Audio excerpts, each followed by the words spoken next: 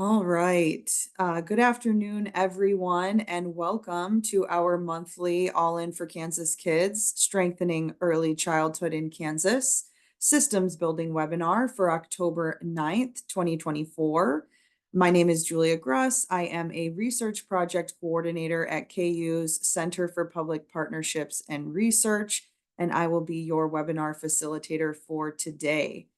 As always, real quick, if you haven't already, please sign up to receive our All In for Kansas Kids e-newsletter that goes out every Monday. And you can do so by going to www.kschildrenscabinet.org. Especially for today, we do not have any early childhood systems building updates after this presentation because I wanted to make sure that we gave our presenters enough time to go over everything that they had for us. So today, through the Child Care Capacity Accelerator in June of 2023, there were 16 communities known as Innovations communities that were selected to pilot innovative strategies based on the needs of their local communities. So today we are joined by my colleague, Megan Kluth, who was the research coordinator and manager for this grant initiative, along with 7 of these innovation communities grantees who are going to share their hands-on experiences with us. And between each presentation, we do want to give the audience a chance to ask any questions. So please feel free when that time comes to come off mute and ask, or if a question pops into mind as somebody is presenting, you are more than welcome to put that in the chat. And then when we get to that portion of questions, I can read that aloud and get that answered for you. But we definitely want to encourage people to ask questions if they have any. So without further ado, I'm going to pass it on over to Megan and she will get us started.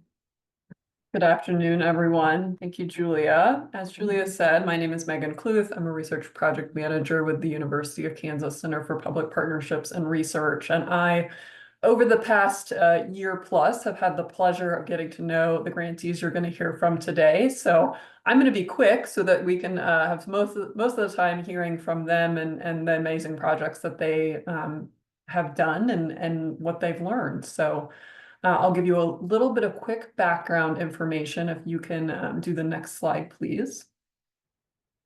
So as Julia said, through the Child Care Capacity Accelerator, which was a statewide grant opportunity in 2023, we had a subset of communities, we're 16, throughout the state that were awarded what was called Innovation Communities grants.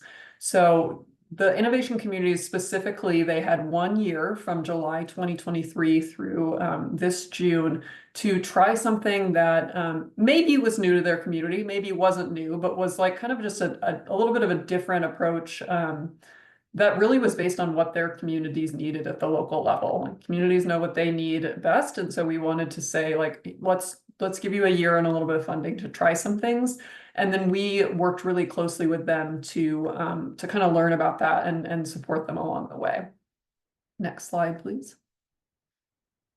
They had 6 categories that they could choose from, and they did their applications for innovation communities. So you're going to get a sense of the pretty broad spectrum of different approaches that communities tried. And some of these communities, including some of the ones you'll hear from, did 2 of these categories. So public-private partnerships, really looking at ways to infuse a diverse set of funding into childcare at the local level. That might be private philanthropy, state dollars, local government dollars, individual donations, et cetera, and also just building collaboration between people from different sectors is really it was a pretty common approach from our grantees.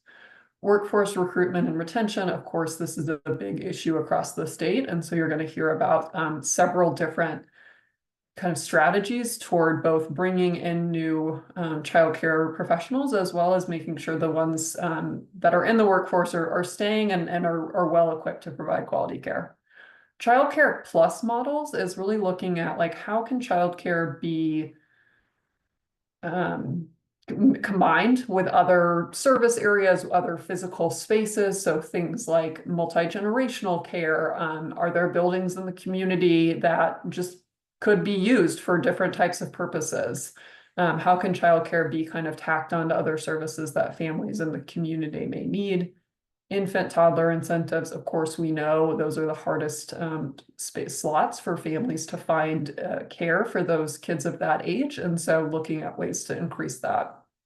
Rural childcare is pretty self-explanatory, but we understand there are unique challenges in providing and accessing care in rural communities. And then increased access through non-traditional service hours or targeted populations. This could be expanding service hours, particularly for families that maybe work the third shift, and or for populations that children with special healthcare needs, children that facilities that provide care in multiple languages, things like that. So anywhere where maybe there feels like there's a gap in access to care.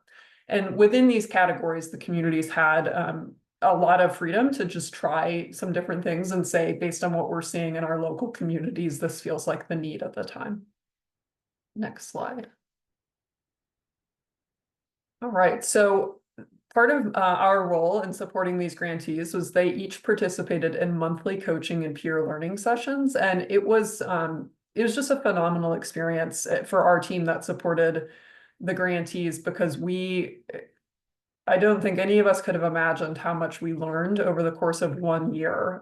It felt like multiple years worth of knowledge gained through this experience, and we are so grateful to the grantees for showing up and being part of the process with us. And I think also being willing to try something new and see like what's going well, and also sharing when things are challenging and why. I think we learned as much from when people needed to pivot and encountered barriers as when things went well and they were kind of the successes people had hoped for. So I just want to acknowledge every single one of the grantees on this call, because there is a level of courage and being bold that it took to apply for these grants and participate in these grants. And we had 16 projects, and we had every single project, something changed from start to finish. And in some cases, several things changed.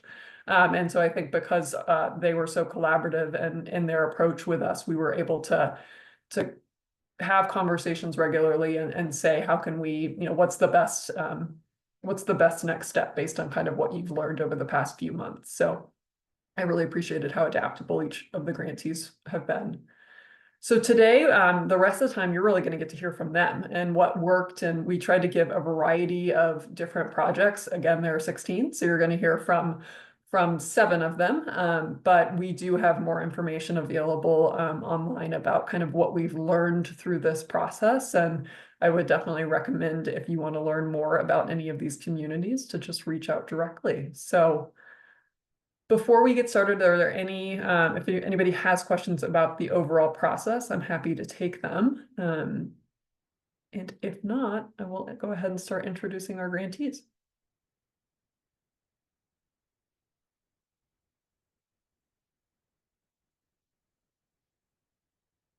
All right. So our first grantee is Robin Hanson with the Dickinson County Child Care Accelerator. Good afternoon, everyone. I'm Robin Hanson and founder and CEO of Customized Early Education. So our Innovation Communities grant was to build on and expand a substitute program that I had started in 2022 out of the sheer need of needing to build workforce for our 2 child care centers that we have in Abilene. It was working really well for us, and I thought, why can we not expand into other counties and give programs the assistance that they need with the workforce shortages? So, the innovation community experience was amazing. I had a great support team. We did expand. We had to pivot several times. Our main goal was to build workforce for early childhood education. So my model was to have a web-based program where centers that are contracted with us can get on and book hired and trained early childhood teachers to fill in the gap, like for maternity leaves or absent days for their staff. We did that. We hired and trained people. So we ended up with, at the end, 13 counties that we partnered with that had different locations, different needs. We currently have 20 employees that are working at substitutes all across Kansas in various locations. What we do is we start from the ground. We do interviews. We're doing between 17 and 20 interviews still a week. And then we hire them and take them all through all the steps for KDHE, including background check. So before anyone can start working or be put on the website, they have to have all their requirements. Then as contracted programs want to book a substitute, we schedule an orientation time so that the substitute comes out to their program, learns about their program, and then they can book them online, and then they go there and work. So we had many different changes that we had to make through this process. We learned a lot, grew a lot. One of the main things is we wanted to build workforce by using the incentive of higher wages. So we start everyone at least $15 an hour and go up to 20. So it's higher wages, and they also get to set their own schedule. So on the website, the substitute is completely in charge of their own schedule. So they choose the days that they are available to work. If they need a mental health day, they just leave themselves off the calendar. On the pivot side of this also helps programs let their teachers have mental health days or their birthday off, or for doctor's appointments or things for their children for school. They can book a sub and they can come in and take that teacher's spot. Not all teachers are lead qualified. With the new changes from KDH&E, we know that some of the requirements are different, but we have tried to adapt to those. Most of ours are qualified to be lead teachers with experience. We have found that we are getting a lot of people that left the workforce for either low wages or no flexibility, or for whatever reason, that they are returning back to the workforce because of the model that we're using, which gives programs really good access to people that have experience, that have done this, that have degrees.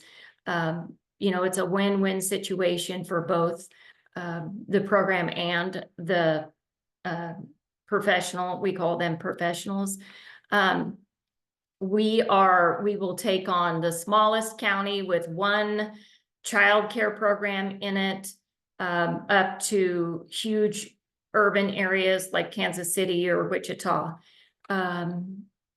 Just wherever there's a need, that is where we will go. We develop relationships with child care licensing in that area and the local health departments. We find connections for the staff to be able to get their KDHE requirements. So we are servicing all types of early childhood programs, from homes, centers, preschools, child care programs within school districts, Head Starts. So, we're trying to help all early childhood programs. One of the biggest things that we have learned is this program is very expensive because we hire and train them. They are our employees.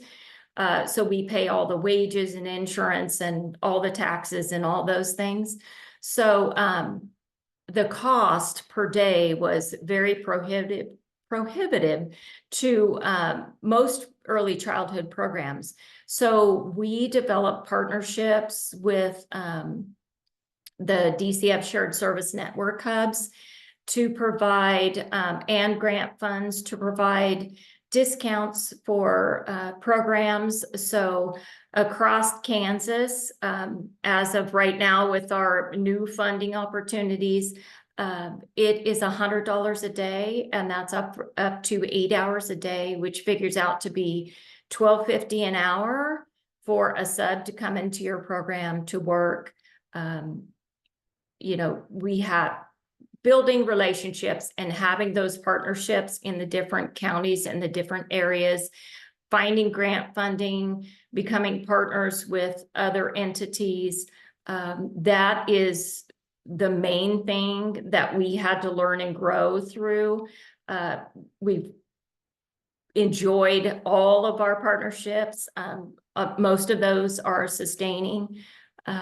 So if anybody would be interested in using our substitute service, my email is on the bottom of the slide. And you can also get on our website at customizederlyeducation.com. And you can just poke around in there. It has a little overview of why I started the program, and then you can see the counties that we're in. You can't see the substitutes for privacy reasons until we have the service agreement signed by the programs.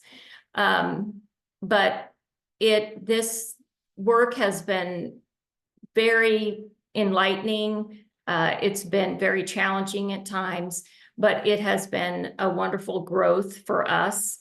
Learning all different areas of Kansas. So it's work that I have really enjoyed, and I've really enjoyed working with our team that helped build us up. Wonderful. Thank you so much, Robin.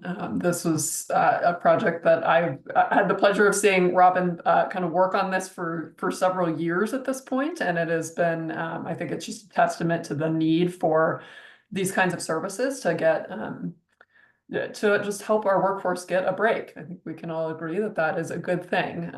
So it's been a pleasure to watch Robin develop this model and scale it, and be able to continue doing some of that throughout the state. Does anyone have questions for Robin?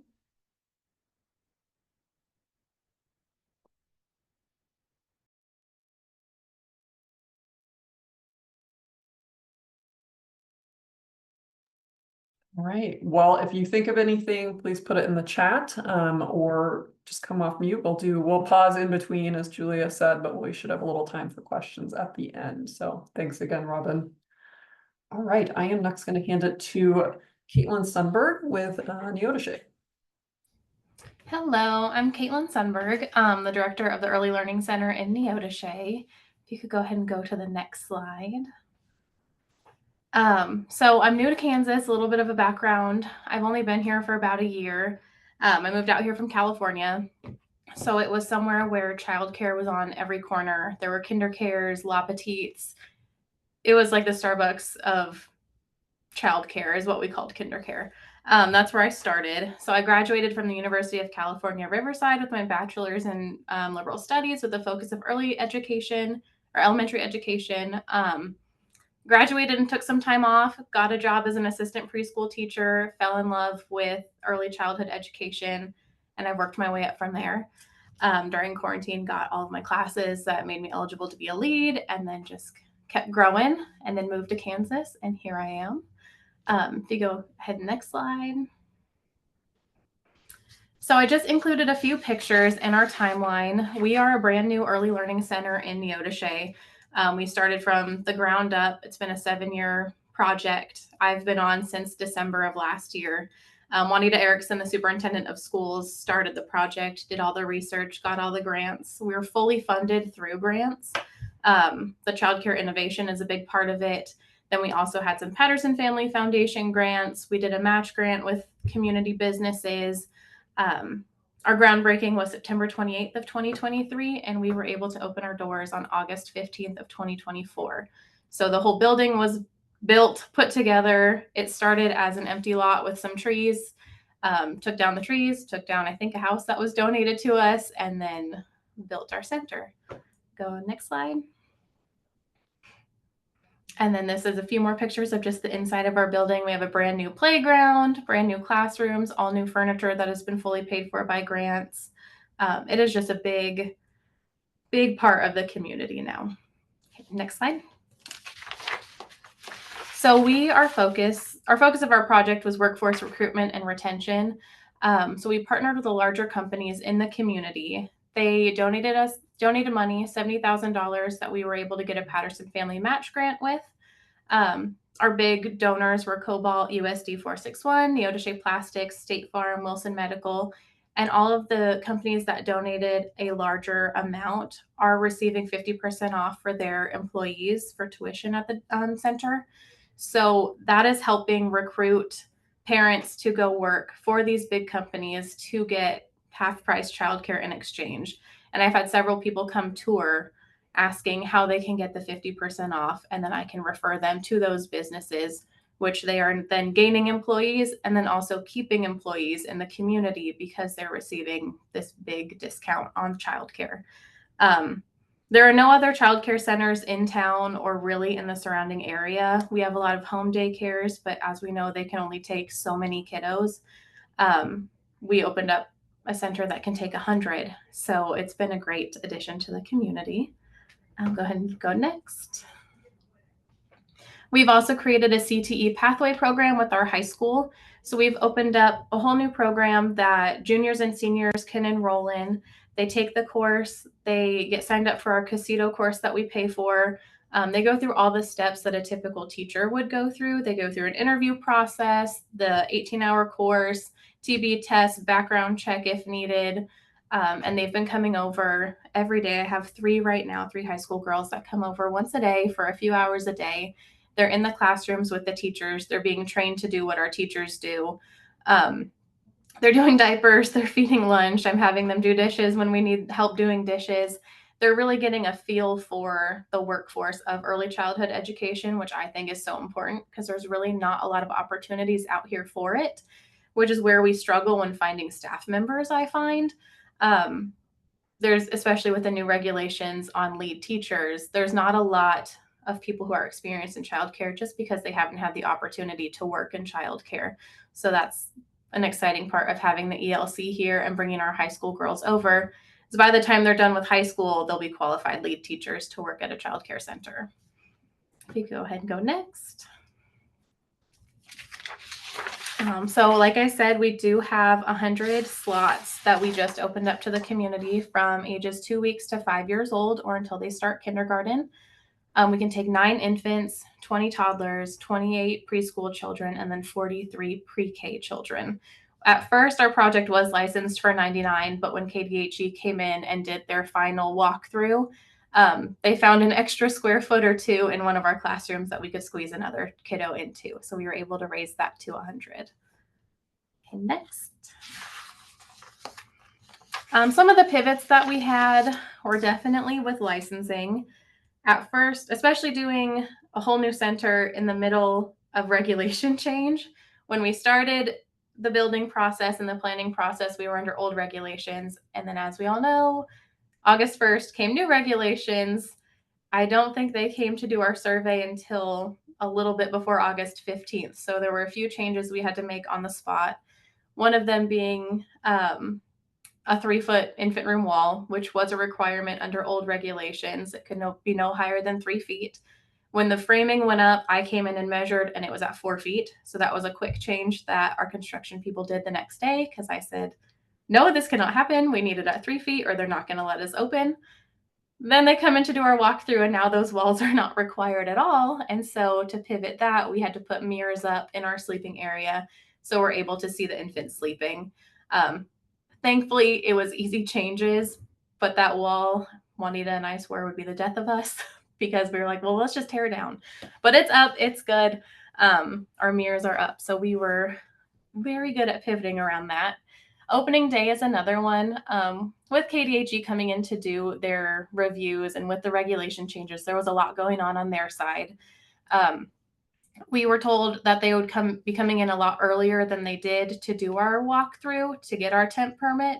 So we were supposed to open August 12th, I believe. They're supposed to come in early August. Then we were supposed to open our doors August 12th. Some of those things didn't line up, so we were not able to open until August 15th, which a few days is fine with me. At least it wasn't a month. But we also had to do a pivot with that. We had to announce to families last minute that, I'm sorry, we're not able to open on Monday. There was a little bit of backlash from the community, not as bad as I thought it was going to be being in a small town. But parents were just thankful that we were able to open that same week. And then next slide. A little advice that I would give is just breathe. It all works out. It's stressful at the beginning and it seems like you're never going to be able to open the doors. I was sitting at the boardroom or the conference room at the board office as my desk for almost a year, and now I finally have an office. I have a building, we have kids in, we're gaining enrollment every day. It works out and you'll be able to open your doors, and then it'll just be something you can laugh about later on, like our infant room wall. Reach out to others around you. I have a great experience with all of the childcare centers around us. I've been up to Solomon, Pittsburgh, Parsons, Fredonia. They were all very welcoming centers that brought me in. I was able to tour, ask tuition prices to compare, ask questions, pick their brains about everything that I could. So reach out to everyone around you. Kansas has been a very supportive state to be in and just a very supportive community. Everyone's here to help. There wasn't any competition. There wasn't any, oh, you can't open because I need kids. It was, here's my information to help you. And then the more research, the better. So it was a 7-year process. We need to understand the regulations. I came in having more of a childcare background to a school district who didn't really know much about childcare. So Juanita and I have been really good partners in this whole project because she understands the district side and I understand the early childhood education side. And she has even said she has learned way more than she thought she could from early childhood education regulations, and the same from me with the school district. And then tuition and childcare needs assessment, just get your research. I researched all the way up to Topeka for tuition prices to see how I could average, not overcharge, and best benefit the parents in this community. And then next slide. And then you can feel free to contact me. I have the center phone number, my email, and then if you're in the area, stop by for a tour. We'd love to show it off. And then if you have any questions, let me know. Thank you so much, Caitlin. I have to give Caitlin kudos. I remember when she started midway through the grant, and I think on day one you were ready to take on this project. And I had never had experience with grants before either. So that was another personal pivot that I was like, okay, let's go. I got it. You definitely did. And it was, these grants were short. It was a year and you had less than a year, and really it's incredible what you've done. So kudos to you and to Juanita. And I think what you said about the partnership that you had and your expertise in early childhood and her really solid foundation with the district is one of the lessons learned, because we had several people work with districts, and we found that having, I think in school districts, but in other settings where it's kind of it feels like early childhood might be a natural partnership. I think we just learned that we all kind of operate in our own space, and sometimes there's differences, and K-12 has differences than early childhood, and it doesn't mean they can't be worked through, but having somebody that understands both sides, I think has really been beneficial in navigating that collaboration. So I think you all have been a really great model for other districts that are interested in exploring childcare, and definitely we've learned a lot from you. So I appreciate you sharing this, and I think if anybody wants to learn more about kind of that, what a successful partnership with a school district can look like, Caitlin is a wonderful resource for you. Well, thank you. Anyone have questions for Caitlin? Aldana, go ahead. Hi, I was wondering if you could talk a little bit more about how you got your businesses engaged and how you got them to help donate, and then if you limit the number of slots to get the 50% discount, or how that works. Thank you. So Juanita handled a lot of that. That was prior to me being hired on, but from my understanding, we are of a very small town, so she reached out to the communities and the businesses here and just said, hey, if you're willing to donate, this is what we can offer you.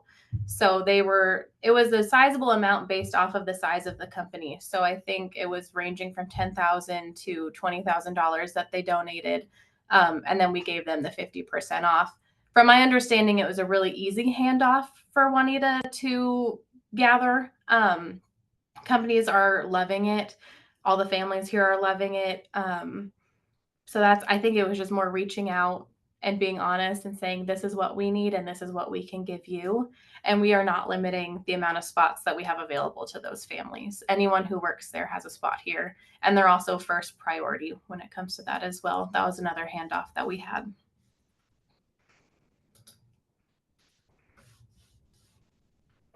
Any other questions?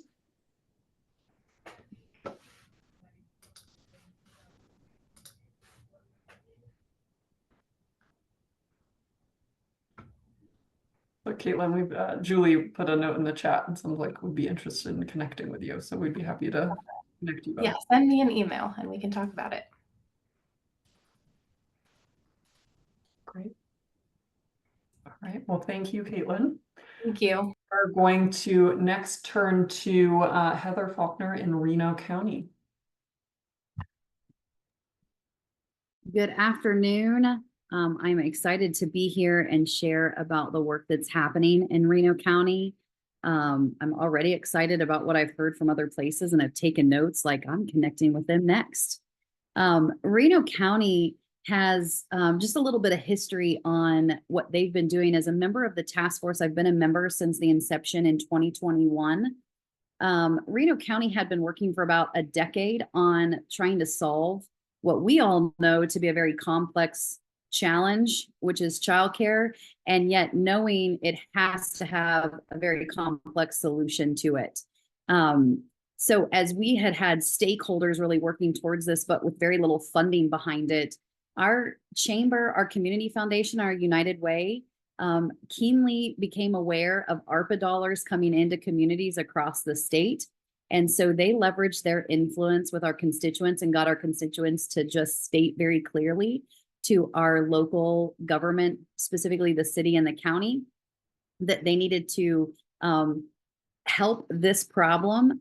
And they allocated $6.5 million to early childhood. And we were able to leverage those dollars then to access both accelerator grant funding and those innovative community grant funding. So our local task force is managing about $10 million to try and resolve a very complex situation. So I'm going to give you kind of an overview of everything and then how innovative communities really keyed in. But had it not been for all of those strategic partnerships with the funding and the people at the table, Reno County really would not be at the place we were at today, and the way we've been able to utilize those funds to make a very large impact over the broad spectrum of our community. A little history on myself. I've been in the early childhood field now 24 years. I was an executive director here at a local child care center here in our community. I did not get into it because I just loved early childhood. I was an accountant. And the church I was working for was investing $40,000 a year because the math doesn't math in childcare. The numbers don't work. And they came to me and said, can you close this gap? Because we can't keep maintaining this childcare center if the church has to cover that deficit on a yearly basis. And so that's really how I got involved in childcare 20 plus years ago. Was I came in and just started adding business practices. And through that, have found a love for early childhood and the impact that makes, not just on the kiddo and the family, but on our communities in the future, which I'd be singing to the choir if I even got into that. And so our task force really has kept our focus on the fact that we wanted to build something that was systematic, sustainable, and equitable, and a data-backed solution that benefited providers, parents, and businesses. When we got into it, the uniqueness of providers and the different care settings.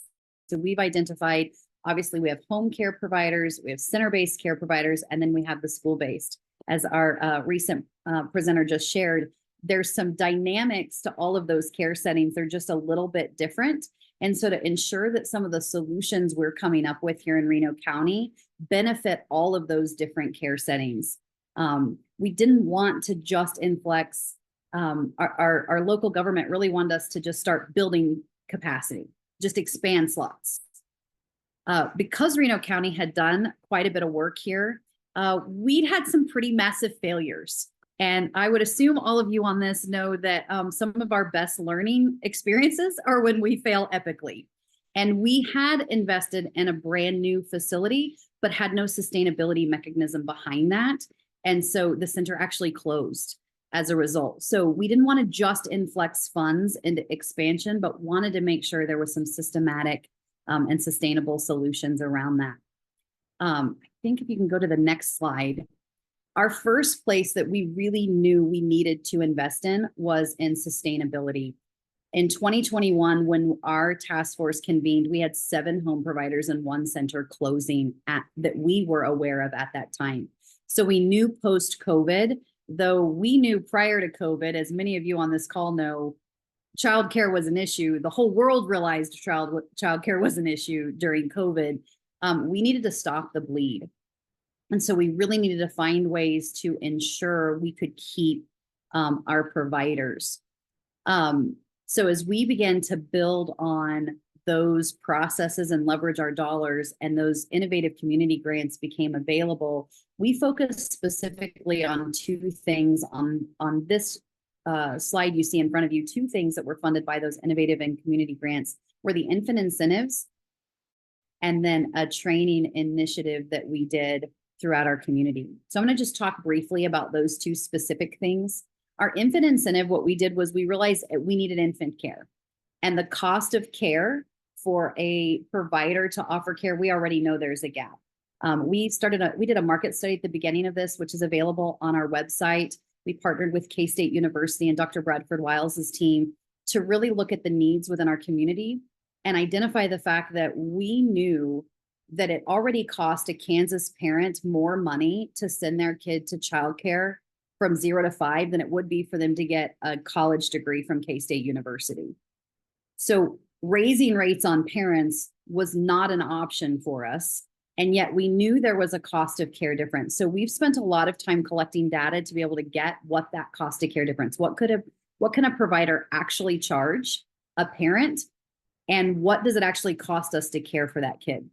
And why then, most of us that work in this field know infants are more expensive. What is that difference? And so through lots of data collection, we were able to identify that and pilot through the Innovative Communities Grant, an incentive where we added an additional dollar amount to our retention grants, which were modeled after the child care sustainability grants that came through the ARPA COVID funding. We were able to add an additional amount to every provider that offered infant care in hopes that it would increase more infant care throughout our community. One of the things we had to pivot from was we were hoping we would just increase additional infant slots. The reality of it is with regulations and the way home providers and centers are structured, they couldn't just add another slot. So they couldn't necessarily take on another kid, but could we close that gap for them and maybe incentivize taking care of more kids in that lower age bracket?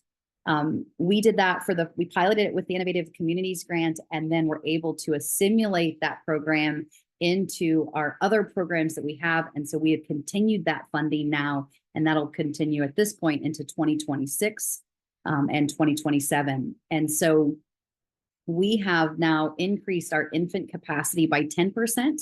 And right now we're on track that by the end of, or the fall of 2025, our infant slot capacity will have increased by 30% by adding these infant incentives.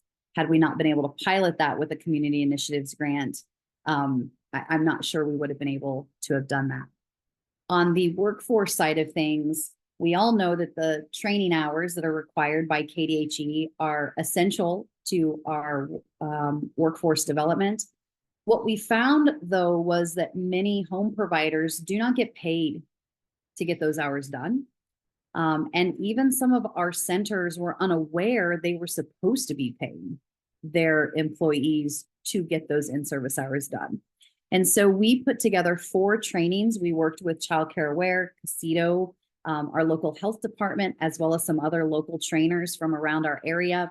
And we hosted 4 all-day free trainings where the workforce could come in and get trained. We actually executed 1,368 hours of in-service training hours. We saw 160 different providers from 6 different counties. 83% of those were strictly Reno County providers, but we impacted more so than just our county by being able to provide those free trainings. The benefit for Reno County providers was we paid every provider that came $15 an hour for every hour they completed. And so now you had workforce that was getting paid to get trained. And so there was something like 32% of our providers didn't just attend like what they needed, their base minimum number of hours, but they attended all 4 training hours. So increased our quality of care in our centers and our home providers, but also sort of just bolstered the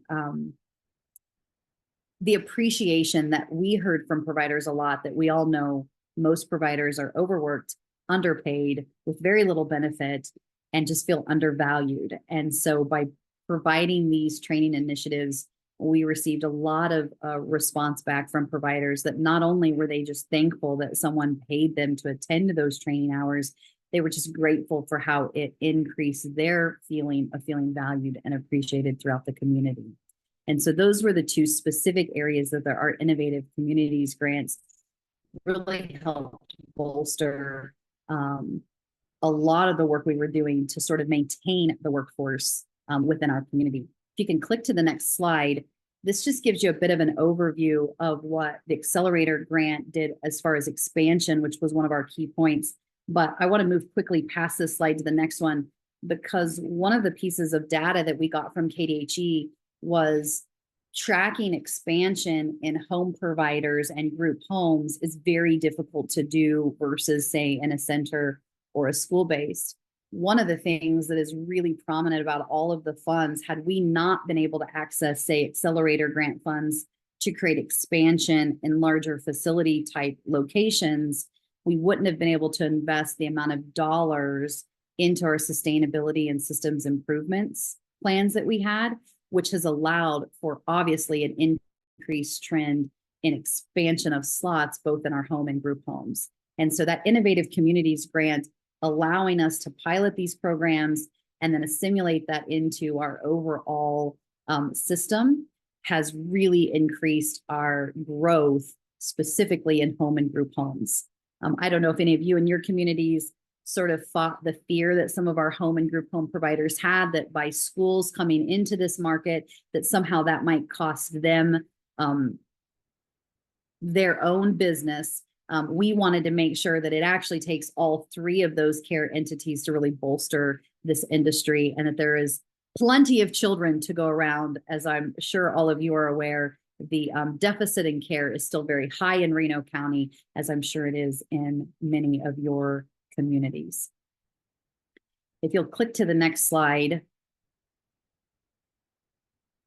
all of this work is really helping us then, again, the collaborative work that was done both with the grant funding of the Innovative Communities, the Accelerator grant, and then some other local dollars we were able to secure, has really allowed Reno County to approach a full-fledged attack on making sure we've got systematic changes, we've got sustainability beyond just these dollars invested that we were able to expand, but also could we come up with innovative ways to ensure that these dollars don't just go to waste. I'm talking to early childhood people, and so we all know every dollar invested has a massive return on investment in future years to come. But we also wanted to make sure we didn't open a bunch of slots, bolster a bunch of workforce, and then when these funds run out, all of that just go away. And so one of the things we've been able to do because of the partnership at the state level with some of these other funding was to utilize our local funds to really become innovative with a child care cooperative that will be able to be sustainable beyond these dollars, any of the dollars that we have, so that we can continue to offer those training initiatives and compensation for the hours that we're able to provide the support and the administrative relief that some of our providers have. And we really are confident that some of the innovation process that we have that should be up and running by the middle of 2025 will be a real solution for the future of Reno County, but not just Reno County, but one that we can share with other counties. So thank you to everyone at the state level that has really partnered with us to make this possible, because Reno County is thriving because of the partnerships that we've been able to assimilate at local and state levels. Great.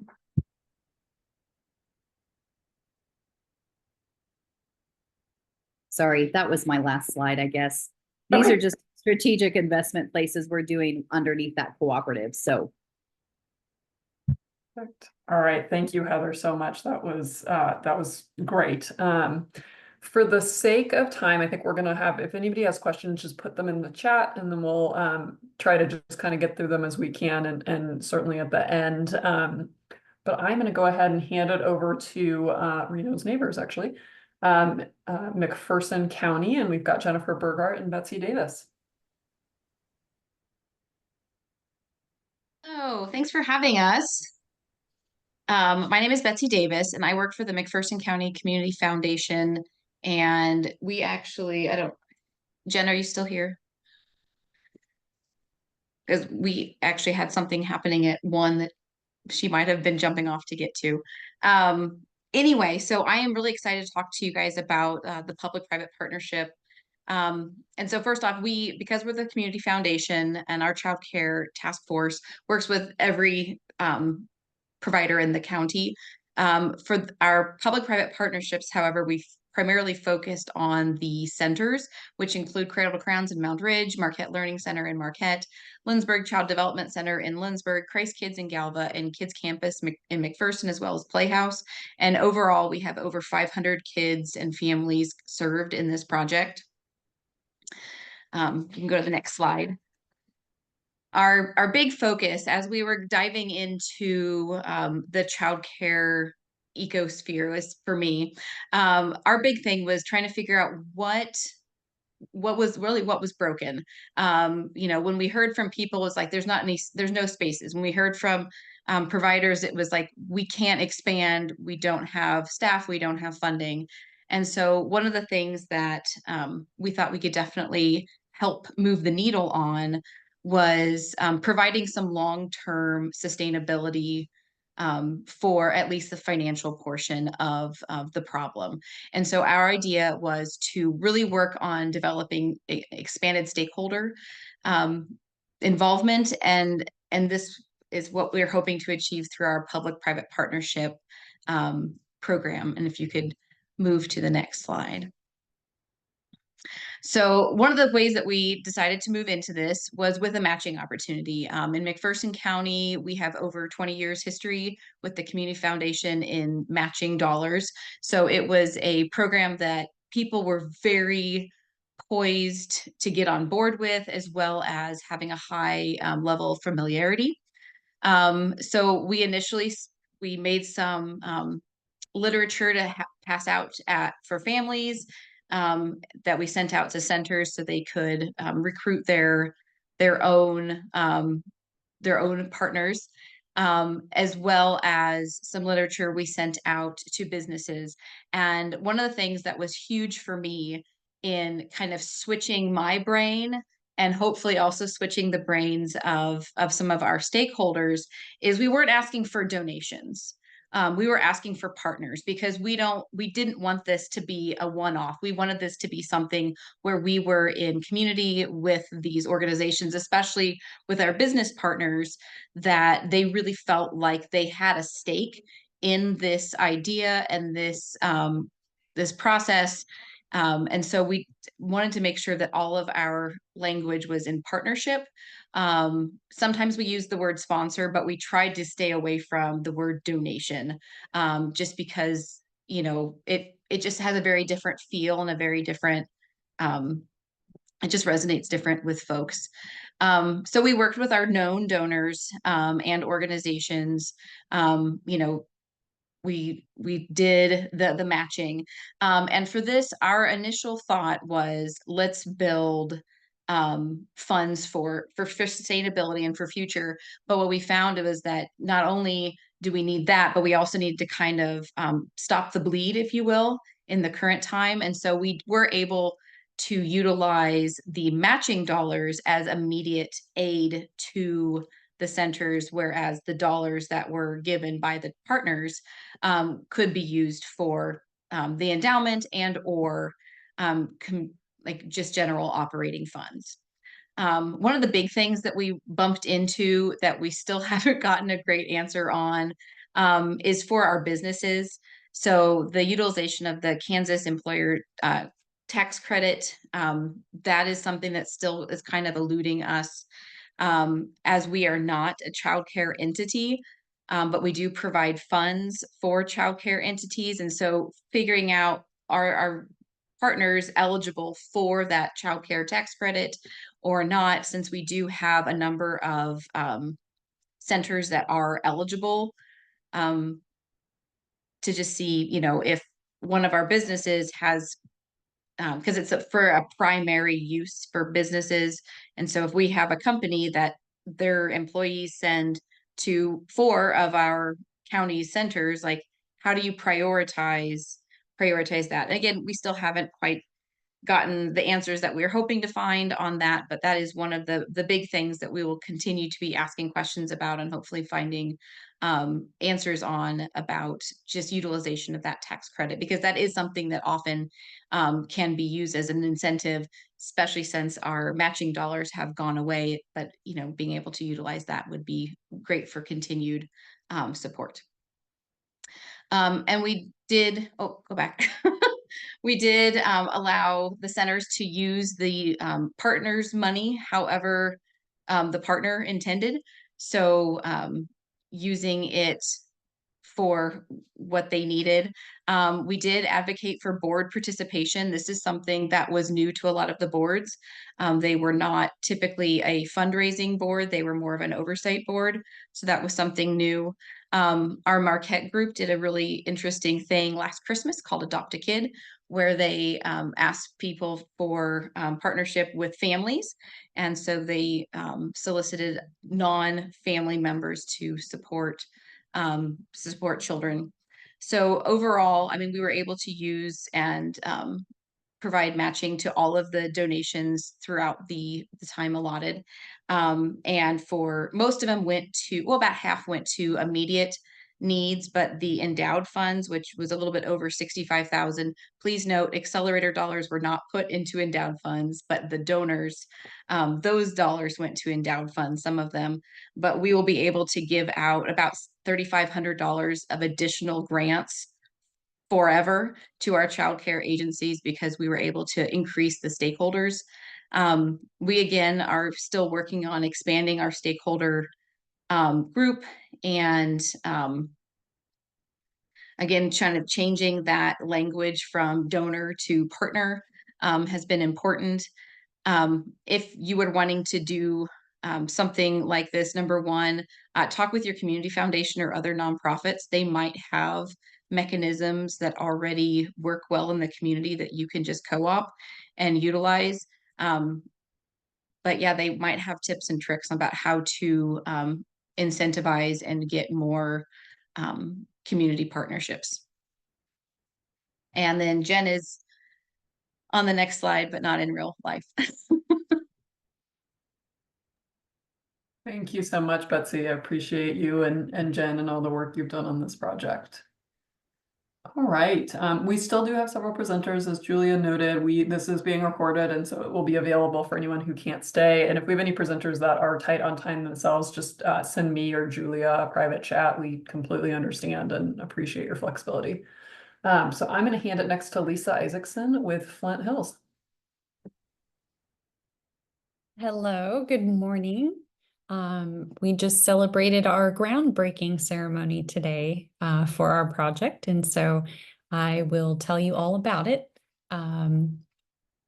So our project is the Flint Hills Community Accelerator Child Care Business Initiative.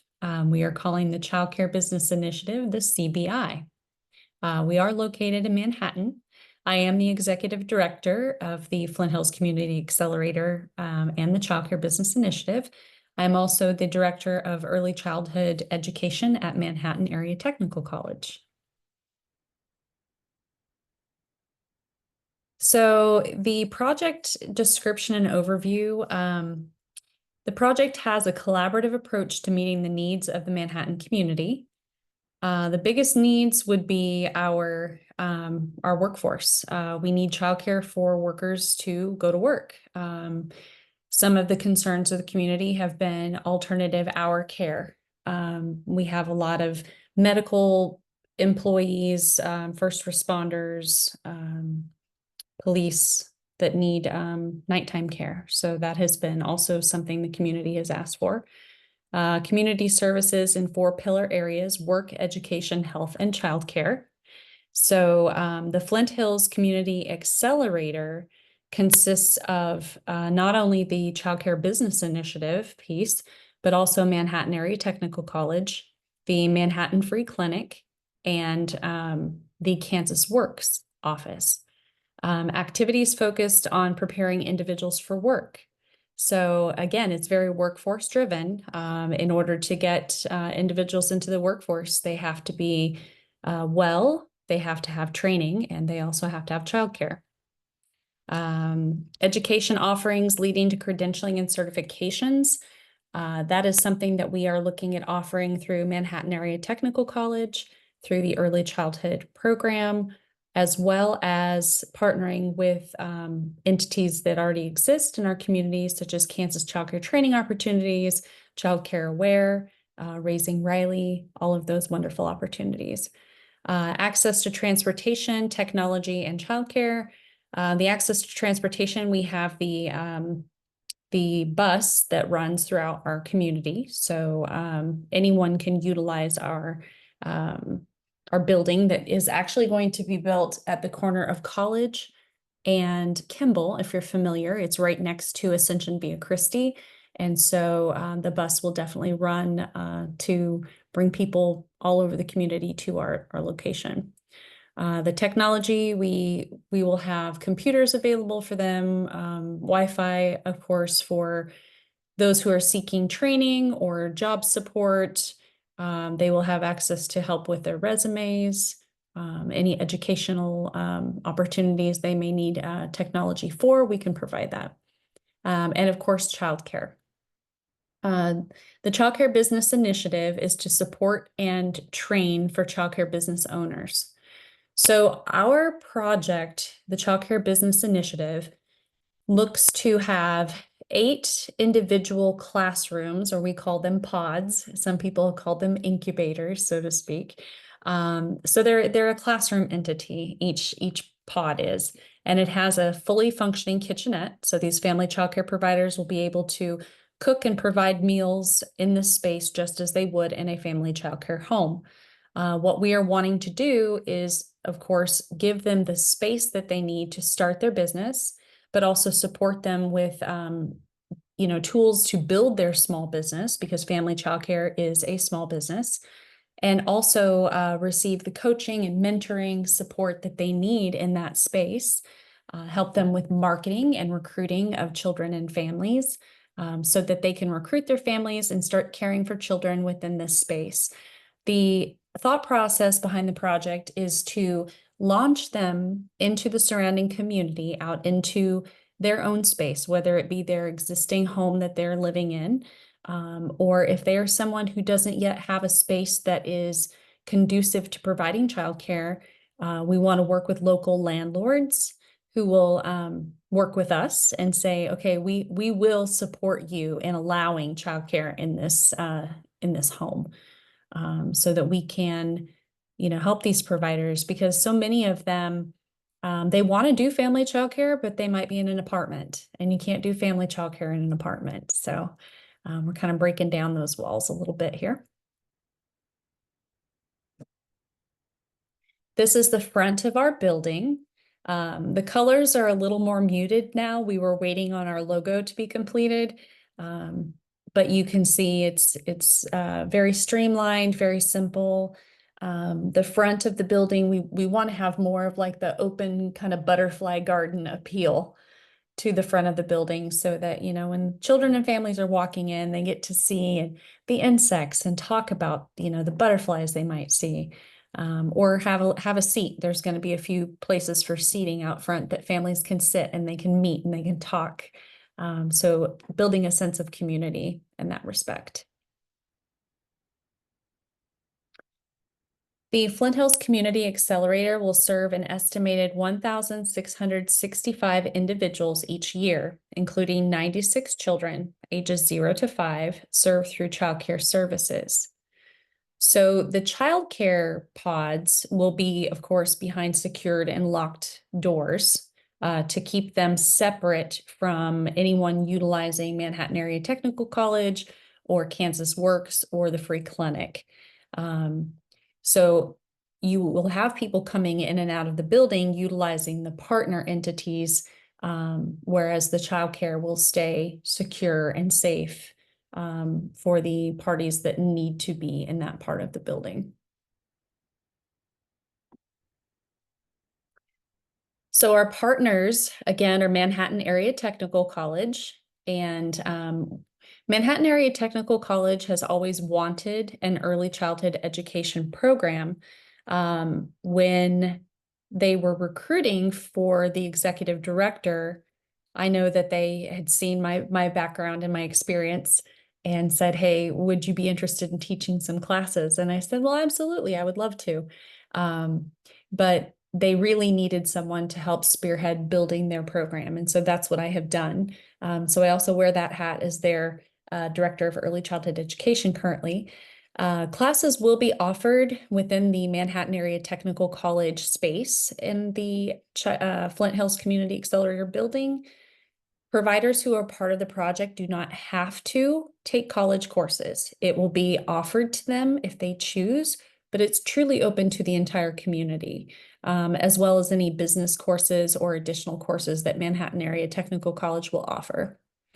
Heartland Works, of course, is going to help people go to work. It's going to help them come in and find a position, hone any skills that they need, and get them to work. Manhattan Free Clinic will have a little clinic office within the walls of the building, and they will be able to see families one day a week initially, where they can provide just very simple things. They can do physicals.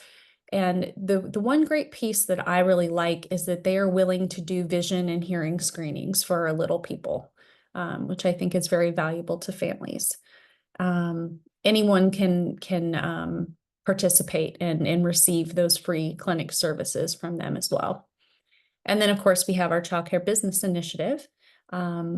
The providers will receive a lot of support, not only in-house from myself, from an outreach coordinator, and the partners, but also from our partners within the community. So they will be receiving a lot of coaching and mentoring. That is a big piece of what our founding family child care provider, who there were 3 individuals who were behind the major idea of this entire project, and that's Melissa Bowles. She's a family child care provider here in Manhattan. Casey Kyle Wilkinson, she has Manhattan Play Studio, and Natalie Gordon. And those 3 ladies, they wanted coaching and mentoring and support for family child care providers to be in place so that we can not only sustain them and keep them in business, but also support our community and our workforce. So again, we have 8 classrooms. So the possibility of 8 providers going in, each an individual small business owner. They will be licensed through DCF and have their own license, their own business, their own say in what they do within their business. Even though they are in the walls of the accelerator, they are not a center. We are not a childcare center. We are something very different, which is also very revolutionary in thought, something that has not been done before. Each pod is an individual business or family childcare. So it's like you're walking into someone's home, and each one is going to look a little different. They will have that freedom to, create their schedule, create their lesson plans, how they choose and what works best for them. Providers are licensed through KDHE. So I know that you all are aware that Governor Kelly waived all those fees. So that is another great piece to support our providers in our state. So they will be able to apply for free to start their business. Providers learn and grow within the pod for up to a year with the intention to launch their businesses into the surrounding community. If they are delayed and they need to stay longer, that's perfectly fine. We just would really like to see them go out into the community so we can bring new people in as we launch those businesses. This is the exterior of our building, and as you can see, each pod will have an outdoor play space. The outdoor play spaces are going to be divided by, instead of just these little planters that you see, is actually a regulated two regulation fence that will be dividing those. That was just our architects that don't really know the licensing rules. But we would like to have some planters out there so the children are able to watch some things grow and participate, dig in the dirt, and really be a part of that learning experience. They will have space and surfacing to be able to ride their ride-on toys and just enjoy being outside. And one thing that I really loved, and Anderson Knight Architects has worked on a lot of our childcare facilities in this community, and there's one in particular that has this little hill, and they have a slide built into the hill, which I thought was absolutely genius. So they've made a little tunnel in each one for us, maybe to add a slide later, I'm not sure. This is the interior of our building. We're keeping things very light and airy and simple. The color schemes will kind of help direct people down certain hallways. So you have, would be our blue hallway, and we have a green hallway. These little circles, the shapes are different in each hallway with the color. And so providers can utilize those shapes, and they can post, pictures or artwork or whatever they would like in those shapes and spaces down the hallway. And this is what the inside of the pod looks like. It's very bare right now, wide open space, but the providers will have a fully stocked classroom with furniture. They'll have tables, they'll have chairs, they'll have shelving. We do have some toys and materials that were purchased through Kodo Kids that will also be in this space. We're looking at some more materials and things from Lakeshore. So really their startup costs should be very low, if any. They have their fully stocked kitchen back there. They'll be able to cook all of the meals in-house. One thing that we are brainstorming now, because our project is new and because it is revolutionary and has not been done before, is we have the food program to talk to them about, each individual business owner being an individual business, even though they are in a facility and not being seen as a center. The highlights are dedicated space to build a family childcare business. They get all their tables, chairs, cots, shelving, lockable storage, kitchen appliances. Pods are equipped with a fully functioning kitchenette. They can opt to provide weekend and after hours care or 24-hour care if they want to match it that way for manufacturing workers, first responders, etc. And drop-in care will be available upon availability. So depending on, the slots and the availability, if someone wanted to come in and utilize the Heartland Works and they were registered with a provider, they could call ahead and arrange for drop-in care if there was an opening on that day. The participants will have marketing and enrollment support, one-on-one mentoring and support from a veteran family childcare provider, support with accepting DCF subsidy and raising Riley, support with CACFP food program, professional development opportunities and partnerships, and ongoing support from the CBI upon launch into the community. And I think this is one of the greatest pieces of this. When they graduate and they go out into the world, we're not just going to say, okay, we're done with you. If they need us, we want to continue to provide support to them. So the highs and lows of the project. The high of our project was securing funding. That's the biggest piece. If you don't have money, you can't do anything. And so with great ideas, comes the need for money. So having that funding secured was what helped us get on our feet.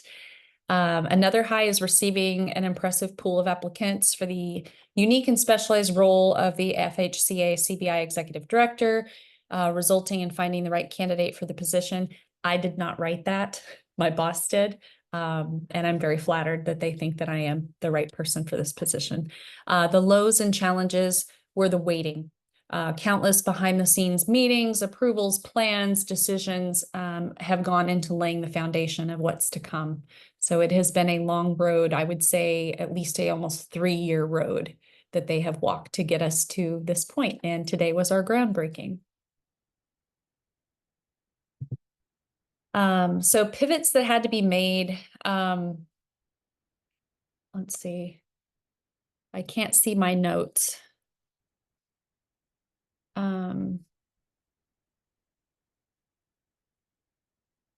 I can't see my notes for that one. Can you all see my notes on that side? No? Yep. Okay. We've had to think a lot about the initial writing of the grant was focused specifically on the childcare piece. And what we needed to do was come together to find out a way that we could support the entire community with our project. And that's why we chose to pivot and rewrite to include our partners, which I think has been such a fantastic piece of this project. But, I understand in the grant world that there's many things that factor in, and you have to be able to make changes and be very fluid with your ideas. So, that was the idea, the pivot. They had to think about, okay, this can't just be this one thing. It has to adapt. And so for the founding people, that was a big piece. Next. So if you could give one piece of advice from your project to another community trying to do the same thing, what would that piece of advice be? I think the biggest piece of advice is to know your community, to know the need in your community, be aware of the people that you have available that have these same ideas, these same dreams, these same desires, and come together as a whole to do brainstorming. What if we did this? And what if this happened? And what if this was in place? How would that impact our community? And just kind of kicking off those ideas. And then, of course, coming together to say, okay, how are we going to make this happen? How are we going to see results? And being able to secure that funding through your community foundations, through grant funds, and community investors. And that is me. All right, thank you so much, Lisa. Julia just dropped Lisa's contact information in the chat for anyone that has any questions. I'm going to hand it to our friends at Sugar Creek, Carrie Cronister and Christina Coulson. Hi, everybody. Go ahead. I'm Carrie Cronister, and this is Christina Collison, or some people like to address us Christina Cronister. We answer to anything. We can be one person. If you'll go on to our next slide. So prior to the Accelerator grant, we had partnered with Sugar Creek and USD 249 and secured some ARPA funding from our county. And that's kind of where our partnership began. Sugar Creek is a local manufacturing company here in Frontenac, but they also have child care centers where their other plants are found. And then, of course, our Frontenac School District. Do you have anything to add there? Nope, that's who we are. Okay, next one. So when we started when we applied for the accelerator, we had been working on this project for about 4 years at that point. And when the innovation portion came out, Sugar Creek had kind of taken the lead on writing the accelerator portion. And they were like, ladies, you know childcare, you know early childhood, you take that on. So at the time, Carrie was a preschool teacher at the college, and she was teaching the next generation of early care workers. And I was a preschool teacher at our local school district. So we really thought, and we're both mothers, we have 9 kids between us. So we really thought about, what would be beneficial to our community? What could we do that's innovative to help our small town out? And our thought was, we need workforce and recruitment. So we decided that we were going to write for the innovation portion, and we were going to focus on adding a CTE program to our high school, and that we were going to set up a substitute pool to help local providers. Because coming into this, we knew that it was really important to support our current workforce, and we didn't want them to see us as a threat. We know there's a place for everybody, but we also knew that we had an aging workforce here in Frontenac, where our in-home providers had been at it for a long time. And so we were thinking, how can we keep doing what we're doing, and how can we build it? So that's where we started, and that is where our first pivot took place. So with our CTE program, we had originally thought that we would open in January. So we worked with our school, we got that going, and then we realized we weren't going to be open in January. And so we couldn't go any further with that program. So we did end up getting it passed by the state so they could start teaching the CTE courses when the time came, and we were able to purchase them some curriculum with this innovation portion. So that was still wonderful. It just didn't completely turn out the way we wanted it. The next part that we were working on was a substitute pool. To begin with, our thought was we were going to go into local providers' homes. So we were going to, we had sub workers, they were going to go fill in a need to our local providers in their homes. But then when we started researching that, we found out that a lot of in-home providers weren't holding the correct type of insurance that would protect our employees. So we pivoted. And we started working with a local nursing home, which is the picture that you see there. We had reached out to one and they were on board, but it was a private pay facility, and we couldn't get the CEO there to really find the benefit in it without giving them something back. So the middle picture, we ended up not going with them. Then another local nursing home, Medical Lodges, they have a facility that has a kindergarten in it in a different town.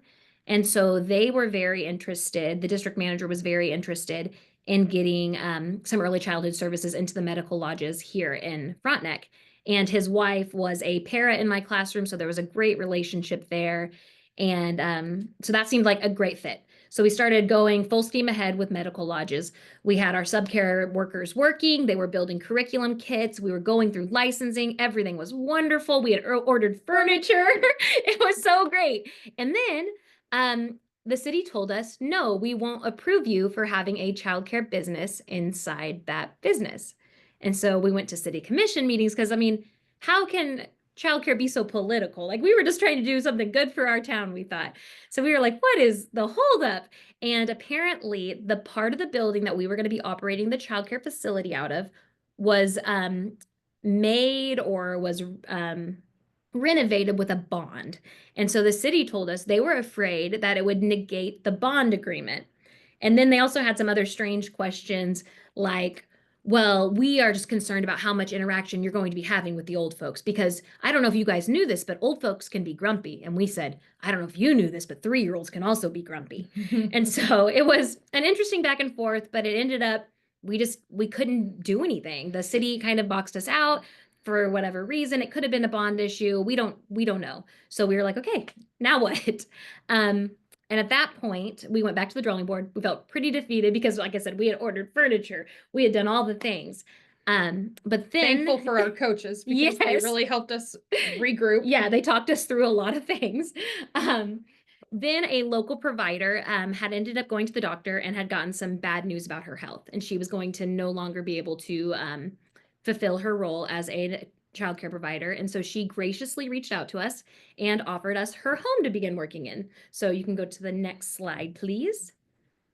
So this is where we are now. We are working out of a building that was previously an in-home childcare. So we were able to transfer her license over to us. So that was way more seamless. The materials that we purchased for a large nursing home all came to this small home, but it ended up working. It was wonderful. We cleared out all of her stuff to 2 bedrooms upstairs Yep. and the garage. Yep. And started unboxing. And started unboxing 218 boxes worth of furniture. You can go to the next slide, please. So this is where we're at now. So we are really tackling the subpool, like we said, but with this in-home provider closing, we ended up taking on 6 kids full-time, which has made our subpool sustainable. So the tuition we get from that, we are now able to offer, we have 6 full-time spots, and then we have 6 spots for providers, our local providers, if they were to have to close. So if an in-home provider is sick that day, they tell their families, hey, we're gonna be closed today because of whatever reason. There are 6 spots available at New Foundations if you'd like your child to attend there that day. And so that's been great. We are also able to offer some drop-in care for some of our health care workers. And right now we are going to use this home for this year while our big project is still being built. But with the help from the Innovation Grant and with the sustainability that we've been able to get through having those 6 full-time spots, we'll be able to carry this on in our big facility. Next slide. So here are just some more pictures of us up and running. Again, I think the most fun part for us was unboxing all of that furniture, because after you ordered it so early, then you forgot what it was, and trying to find a spot to fit it all. We really did experience a lot of pivots throughout this, and without our coaches, I think it was easy to just give up. But when you had those monthly coaching calls, you could regroup and say everything that had happened and find a way to get around it, and a new idea to move on with also. Again, like she said, we have the 6 full-time spots. We have a few drop-in kids. We've served a few providers already. We also know that a provider closing, it would not every family who went to that provider would want to come to us either. Some may just take the day off. And so again, that's kind of where we started with those 6 full-time spots, which has really helped us be sustainable. Do you have anything else to add there? Yeah, you can go to the next slide. This is our contact information. We know that was a fast spitfire way. If you have questions about our bigger project, please feel free to reach out to us, but we just wanted to kind of give you a brief overview of our innovation portion. Thank you so much, Carrie and Christina, and thank you again to all of our presenters. We have one more. I appreciate everyone hanging in there with us. We have Deb Cole, who's going to share about the Tri-County Child Care Coalition. Hi, thanks everybody for this long haul of getting through everyone. Hopefully I have something to share that was worth your wait. So the Tri-County Child Care Coalition, we're presenting today on our resource sharing in the rural child care landscape. And so one of what made our project somewhat different than some of the others is that we had completely separate daycare projects, write their portion of their accelerator grant, have their daycare projects, and then we pulled them together to create the Tri-County Child Care Coalition, and that was our application. So every single daycare at the Kiowa District Healthcare, they were adding on to an existing facility. The Medicine Lodge Daycare Inc. was remodeling an existing Main Street building into a child care facility. In Harper County, in Anthony, it was a remodel project. In Attica, it was new construction. And in Greensburg in Kiowa County, it's new construction project. And so we had a vast array of projects, of expertise, of wherever, not one single project was in the same place when we began. And so with the innovation communities, we could probably go ahead and switch. There we go. So with the innovation communities, the first thing that all of the project leads did was they assigned a childcare specialist in their facility to the innovation communities. So most of our project leads were the CEOs of hospitals, the county employees, city superintendents. And so we they inadvertently put together a really fantastic innovation communities group. And with that, one of the things that we realized after months upon months of I laughed at her stating how we had our upcoming monthly meetings and it made us get things done. We had months upon months of just barriers. We were our own barriers. We had all of the great ideas that we thought rural childcare needed. And they're the things that everybody's been speaking of, the substitute pools, the workforce retention. And what we quickly found was by trying to be fair and do the same thing in all of our 3 counties at all of our 5 child care facilities, we ended up being our greatest barriers. And once we really realized that we were blocking ourselves from getting anything done, I could probably go ahead and switch. I didn't make very many slides. But we realized that we were also our greatest asset. So what we quickly did, and it had been a opinion of our group from the very beginning, was that in our area, which is geographically vast, out here in rural South Central Kansas, that we couldn't, with a good conscience, ethically, these professionals that were taking on the innovation communities, they could not take this innovation and only put it towards the centers that were involved in the project. And the first thing that was committed to was somehow taking this gift. The innovation communities money was a gift, and somehow taking this money, and we needed to get it to all of the providers, because if we are fostering a commitment to our children, we're fostering that commitment to all of our children. And so one of our goals that once we embraced this concept, it just flourished within everyone in our group. So one of our goals was to have the opportunity to create educators or a higher quality of childcare out of people that were being viewed as babysitters, and they're not babysitters. There's so much more. And so one of the things that we did with a portion of our innovation communities money was we actually committed it to a mentor outreach program. And so Barber County United, as being the grant administrator, we managed the mentor outreach. And so what we found was we had experts. We had a curriculum, an early childhood curriculum expert. We had a special needs curriculum expert. We had a business management expert. One of our mentors is even the leadership liaison for the Kiowa District Hospital. So she had a whole new view.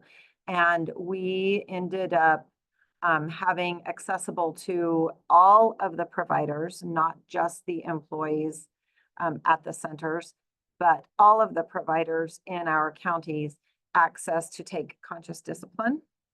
As a matter of fact, they can still take conscious discipline through June of 2025. We had a person that was a business builder, was her background, business management, and we ended up offering the opportunity for the home daycare providers to have credit from us at local accountants' offices. And we sat down with the accountants ahead of time. And if the child care providers came into the office, they actually walked them through how to manage their budgets or manage their taxes if they didn't have the opportunity to visit with their tax professional in future years. They actually agreed to take a certain amount of money that we pledged towards each visit and actually guide them in managing their own finances in regard, or their own books in regards to taxes. We had a person on our team, Rosie Mitchell. She's the director of the Kiowa District Healthcare, and early childhood curriculum was her passion and her background. And she was adamant that we needed a higher standard of curriculum for home daycares. All of the centers had chosen their curriculums. All of the centers had had access to the highest quality of curriculum, and they had chosen those. What she did was quite remarkable. She got together with a Leapfrog representative, and they sat down and they pulled apart the curriculum that would normally be in a center and made it for a home, custom built bundles for the home environment. And with our Innovation Communities money, we purchased 20 sets of those, and it included custom made binders, because the binders for a home facility are not the curriculum already put into place to partner with the tools that were being put together in these packages. And Rosie committed herself. She went in person with every single delivery of that curriculum into the home and unpackaged it with them and put it in practical use in their environment and taught them how to use the binders. And those are our home providers. And so that has been such an accomplishment that well, I mean, there's just no words for the commitment that has come from this Innovation Communities team down here. One of the things that we did with the newsletters, these newsletters that we put together, every time you met somebody that was on our team, you saw what was coming up. If you were engaging with us, the one of the months, you just simply got to choose some STEM equipment for your facility. And so that was very appreciative by the home providers. Something that I feel is really remarkable that we came up with, and something that's replicatable, and I'm just so hopeful that we find a way to package this even better and somehow make it available to everybody, is we had a special needs educated individual who was the director of one of these centers. And she put together what she called the All Abilities Arsenal. And we shipped a complete arsenal with its own cabinet, its own tools to each facility that was in our group. And so there's one in North Barber, one in South Barber, one in East Harper County, one in West Harper County, and one in Kiowa County as well. And it is a pre-packaged, pre-bundled set of tools if anybody in our area were to take on the care of a special needs child in early childhood. And it has all of it's not everything you could ever need, and it's not for one type of needs, but it has the soft things, it has the hard things, it has the loud things, it has the quiet things, it has the different types of chairs, the different types of visual stimulation, it has eating utensils, particular sets of art tools, and it's shipped to them in a cabinet, all set to go. And it has the resources there to know how to use the tools. And it was such an accomplishment to get those in place. And basically what we've done with the newsletters and continuing to send out the newsletters, even though the Innovation Communities time has passed, is reminding people of these resources that are still available to them in their areas, and that each center that was an Innovation Communities and an Accelerator recipient is now a hub of resources for all of the providers in our area. And it came together so quickly at the end once we stopped blocking ourselves from really utilizing our own passions. And instead of trying to get somebody curriculum oriented to want to put money towards business building, instead we let everybody really take their passion and put it to needs that were not being met in the landscape of being a provider.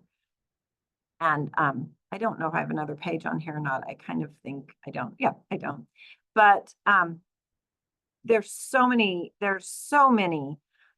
issues to rural and the reality of the childcare landscape. But we felt like we truly put our heart and our individual people into somehow taking this innovation communities, and each of the centers did such amazing projects with their portion of the innovation communities money. But the way that we really dedicated ourselves to the other providers and the home providers or somebody trying to start their own childcare business, everybody committed. We actually developed a pledge, and all of these childcare leaders in this Tri-County area had committed themselves to stay available an entire year past the end of Innovation Communities as a leader. And it's really blossomed into something special and unique, but pieces of it, I'm so hopeful that pieces of it can be replicated and spread across the state, because it is impactful. It's been impactful here, and that would continue to be able to impact the lives and the kindergarten readiness of all of the children, not just the ones in the centers. And sorry, I tried to be brief. Deb, you are just fine.